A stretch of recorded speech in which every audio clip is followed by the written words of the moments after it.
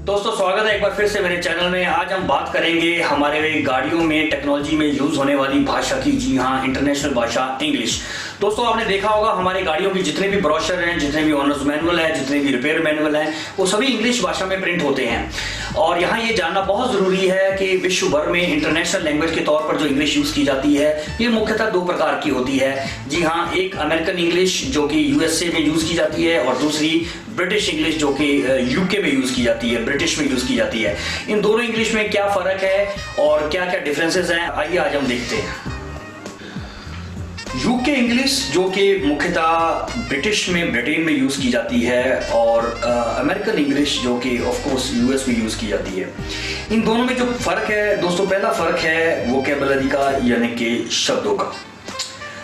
मैं यहाँ कुछ उदाहरण आपको देता हूँ।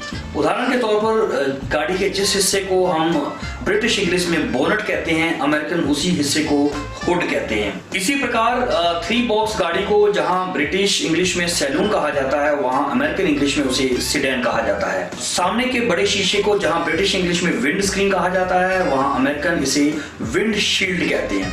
ठीक इसी प्रकार गाड़ी के उस हिस्से को जहां से धुआं निकलता है, जो गाड़ी की इंजन की आवाज को साइलेंस करता है, ब्रिटिश लैंग्वेज में उसे साइलेंसर कहते हैं, लेकिन अमेरिका में इसे मफलर नाम से पुकारा जाता है।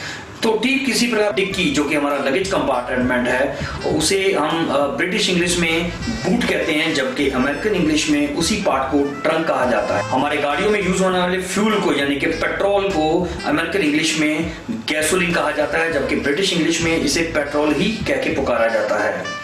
ठीक इसी प्रकार बड़ी गाड़ियों को जहां ब्रिटिश इंग्लिश में लॉरी कह के पुकारते हैं, अमेरिकन इंग्लिश में उसे ट्रक कहा जाता है। गाड़ी के अंदर लगे हुए डैशबोर्ड को ब्रिटिश इंग्लिश में फेसिया कहा जाता है, जबकि अमेरिकन इसे डैशबोर्ड ही कहते हैं। दोस्तों किराए पे यूज होने वाली गाड़ी को अगर ब्रिटिश इंग्लिश में देखें तो टैक्सी कहा जाता है, लेकिन अमेरिकन इंग्लिश में इसे कैब कहा जाता है। जी हाँ, CAB कैब। गाड़ियों में लगे हुए साइड इंडिकेटर को हम ऑफ कोर्स ब्रिटिश इंग्लिश में सिंपली इंडिकेटर कह देते हैं, लेकिन अमेरिकन इसे ब्लिंकर कहते हैं। जी हाँ, ब्लिंकर। सस्पेंशन के जिस हिस्से को हम डैम्पर कहते हैं ब्रिटिश इंग्लिश में, उसी हिस्से को अमेरिकन इंग्लिश में शॉकर कहा जाता है। तो दोस्तों इस प्रकार बहुत सारे शब्द हैं जहां पे ब्रिटिश इंग्लिश और अमेरिकन इंग्लिश की वोकैबुलरी में डिफरेंस है। दूसरा डिफरेंस है स्पेलिंग का। जी हाँ, बहुत सारे शब्द ऐसे हैं जहां वर्ड सेम है, उनका मीनिंग भी सेम है, उनका प्रोनाउंसिएशन भी सेम है, लेकिन स्पेलिंग में डिफरेंस है।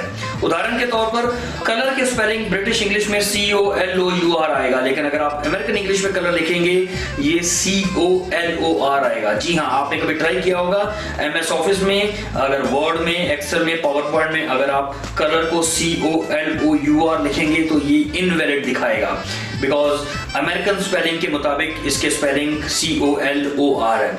ठीक इसी प्रकार ब्रिटिश इंग्लिश में हम टायर को TYR ही लिखते हैं, लेकिन अमेरिकन इंग्लिश में इसको TIR ही लिखते हैं। ठीक इसी प्रकार ब्रिटिश इंग्लिश में डिस्क, अमेरिकन इंग्लिश में DISK डिस्क। ग्रे कलर को, ग्रे को GREY करके लिखा जाता है ब्रिटिश इंग्लिश में, जबकि अमेरिकन इंग्लिश में से GRAY लिखा जाता है। कर्ब वेट, कर्ब KERB ब्रिटिश इंग्लिश में, लेकिन अमेरिकन इंग्लिश में CURB। तो इस प्रकार बहुत सारे वर्ड है जहां पे वर्ड सेम है, प्रोनाउंसिएशन सेम है, लेकिन स्पेलिंग का थोड़ा सा डिफरेंस है। तो ठीक इसी प्रकार दोस्तों कुछ डिफरेंसेस टोन में, एसेंट में, यानी कि प्रोनाउंसिएशन में भी होते हैं, और कुछ डिफरेंसेस ग्रामर में भी होते हैं। तो ये मुख्यतः फर्क है ब्रिटिश इंग्लिश में और अमेरिकन इंग्लिश में।